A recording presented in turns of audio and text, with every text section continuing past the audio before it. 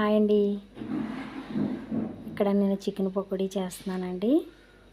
నాకు వచ్చినట్టు, మా ఇంట్లో నచ్చినట్టు, అందరూ మెచ్చినట్టు చేస్తున్నాను.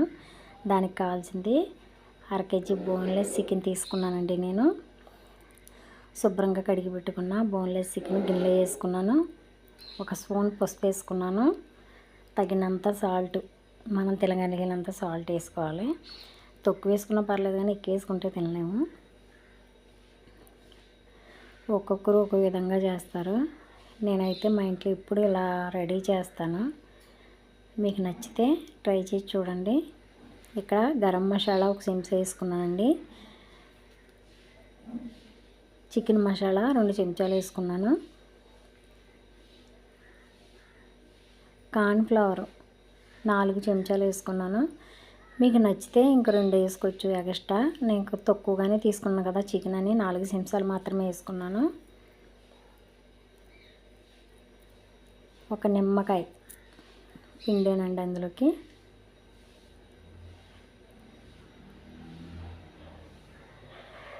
నిజంగా హోటల్లో తయారు చేసినట్టే చాలా టేస్టీగా వస్తుంది పకోడీ అనేది. ఒకసారి నేను ఎప్పుడు ట్రై చేయండి అని ఎవరికీ చెప్పలేదు. నాకు నచ్చినట్టు నేను చేస్తున్నాను, మీరు నచ్చితే చేసుకోండి అని అన్నాను తప్ప, ఈ పకోడీ అయితే ట్రై చేయండి, చాలా బాగా వచ్చింది.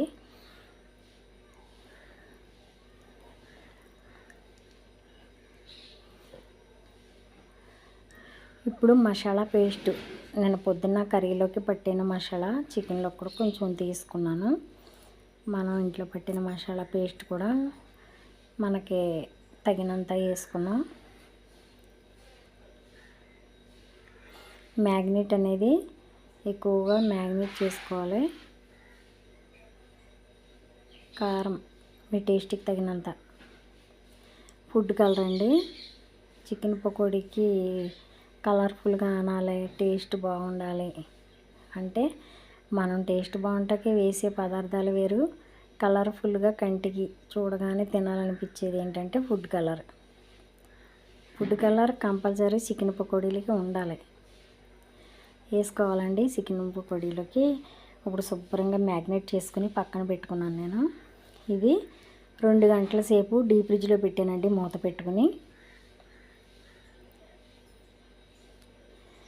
ఈ లోపల ఇంట్లో పనంతా చేసుకున్నాను. 2 గంటల్లో మ్యాగ్నేట్ అయిపోయింది శుభ్రంగాని. ఇప్పుడు గిన్నెలో నూనె వేసుకున్నాం కదా, పైన ఒక్కో పీసు వేసుకోవాలండి విడివిడిగా. వేసిన వెంటనే కలిపేయకూడదు, విడిపోద్ది ముక్క అనేది. 1 సెకండ్ అలా ఉంచి అప్పుడు గరిటె పెట్టి కలపాలి.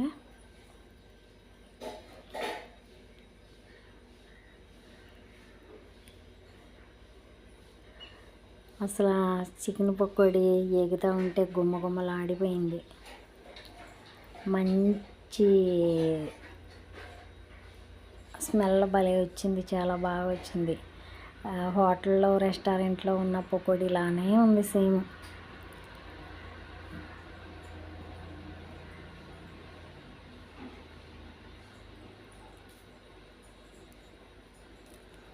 వేగిపోయినట్టేనండి. మనం ఫుడ్ కలర్ వేసిన వల్ల ఆ కలర్ వచ్చింది. చూడటానికే చాలా కలర్ఫుల్గా ఉంది కదా. చూడడానికి ఎంత కలర్ఫుల్గా ఎంత బాగా ఉందో, టేస్ట్ కూడా ఎక్సలెంట్గా ఉందండి.